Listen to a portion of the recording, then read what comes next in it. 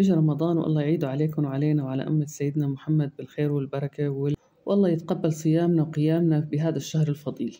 في أطباق لابد إنه نعملها برمضان وتكون على سفرة رمضان. من الوصفات اللي لا يمكن نستغني عنها هي السمبوسك والبرك.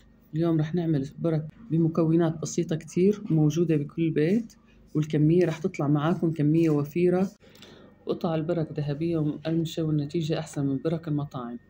ومثل ما قلت لكم كمية كبيرة ووفيرة وحشوتين أطيب من بعض. أنا هنادي وهي قناتي سفرة هنادي، بتمنى أنكم تشتركوا بالقناة وتفعلوا زر الجرس لحتى يوصلكم كل جديد.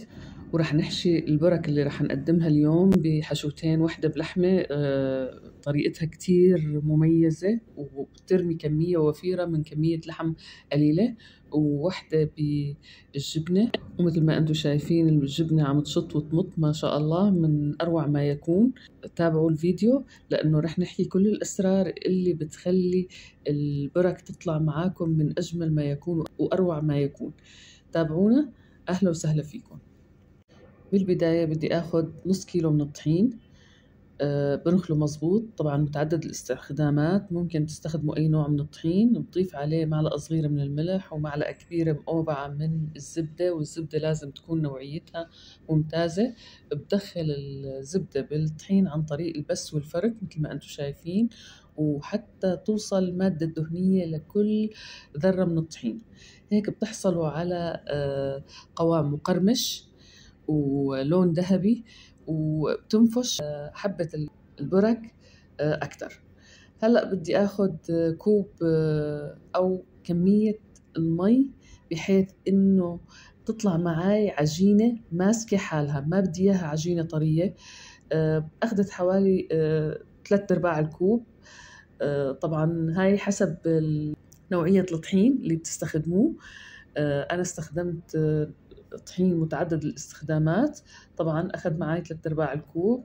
خليها لترتاح، وبهي الأثناء بدي بلش بالوصفة أو الحشوة الأولى، وهي حشوة باللحم. باخذ معلقتين من الزيت النباتي، بحط عليهم بصلة كبيرة مفرومة مكعبات صغيرة، بقليها مظبوط لحتى تستوي، وبعدين بدي أضيف عليها كمية اللحم. هلأ هون بإمكانكم تخففوا كمية اللحمة وتكتروها حسب الإمكانية. أنا أخذت وقية من اللحمة وبتساوي الوقية كمية كبيرة من البرك. قليتها، طبعا لازم ما يكون فيها دهون كتير، أنا بدي الحشوة تكون ناشفة. وضفت عليها جزرة متوسطة مبروشة، وطبعا الجزر هون بيعطيها لسعة هيك من الحلاوة غير شكل. وكمان ضفت عليها بطاطاية كمان قليتهم معاها، كمان مبروشة ناعم، وحركتهم لحتى الخضار نزلت ميتها واستوت وشربت المي كلها وصارت ناشفة. هلأ بضيف عليهم البهارات اللي بدي اياها. هون ضفت فلفل أسود وبهار مشكل وملح. بإمكانكم تضيفوا بابريكا، أي شيء، أو شطة حتى إذا بتحبوها حارة ما في مشكلة. أنا ضفت كمان قرفة وحركتهم، وهيك بتكون والحشوة جاهزة معي. بإمكانكم تضيفوا لها فليفلة حارة أو فليفلة حلوة. طبعا لتكتروا الكمية بإمكانكم تضيفوا لها بازيلا، بإمكانكم تضيفوا لها بروكلي.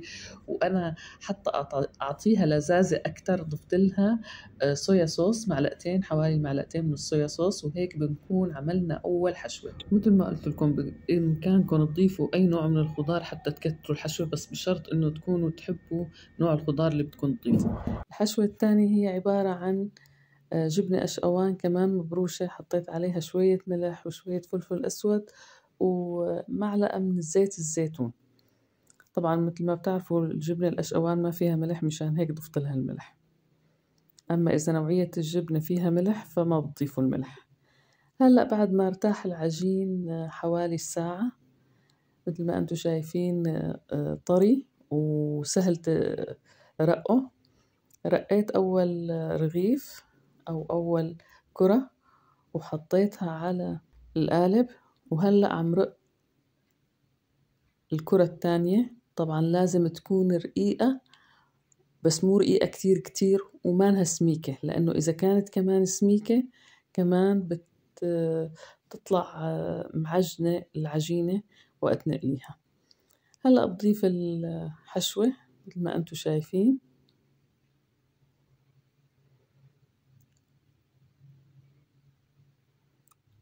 وبحط عليها من فوق الطبقة الثانية اللي أنا رقيتها، وبمرر عليها الشوبك لحتى تتقطع وتعطيني شكل القالب تماما.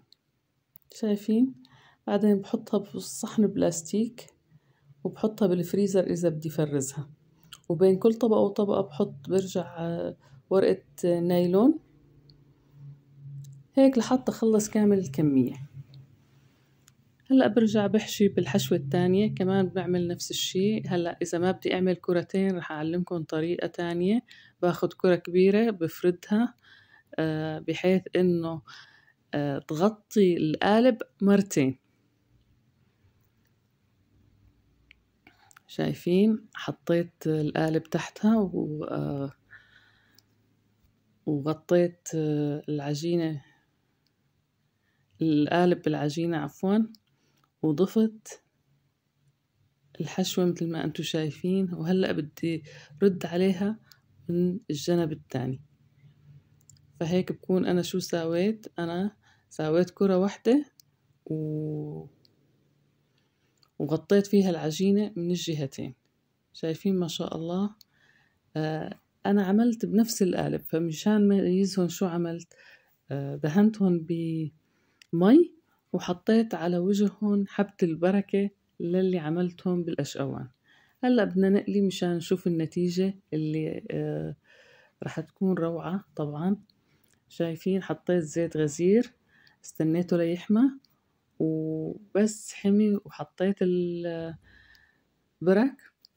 نوصت للوسط وطلعت النتيجة ولا أروع. شايفين مطة الأشقوان؟ ما بدي أقولكن. وطعمة اللحم بالبرك خيال. إذا عجبكم الفيديو شاركوا قناتي على اليوتيوب سفرة هنادي، ويعطيكم ألف عافية وصحتين وهنا.